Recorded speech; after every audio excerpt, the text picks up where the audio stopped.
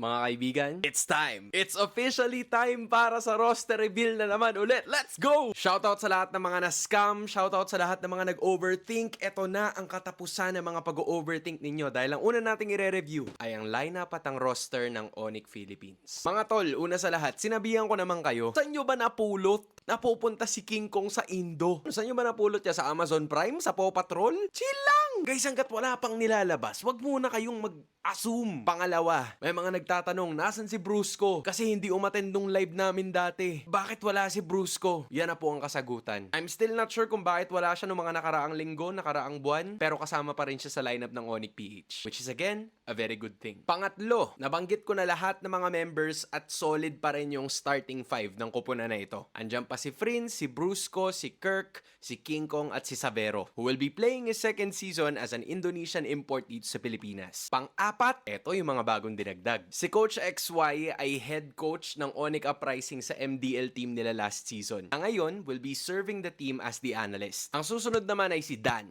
Dan used to play for RRQ Hoshi at pagkatapos nun, re-recta na siya dito sa Onyx PH. So maganda yan, magpapalitan sila ni Kirk kung sino pinakamalupit yung magkakaroon ng playing time. Ganun lang kasimple. And I could say the same thing para kay Super Yoshi. Men, sabi ko nga nung una, nakita na natin to sa Global Esports Games. Si Yoshi yung lumaban para sa kanila. Si Doming medyo hindi ako naniwala Pero nung Shio Esports sila nun, sabi ko parang may something to at ito nga ang naganap. And I think the major addition na nakita ko from this Onyx lineup is si Few, who will now be serving as the head coach of Onyx PH. That's still crazy to think about. Imagine, kaya pala siya nawala sa EVOS ng isang season lang. Kasi he's with this team. With his mind at sa pindutan ng starting five, this is gonna be a powerhouse for sure.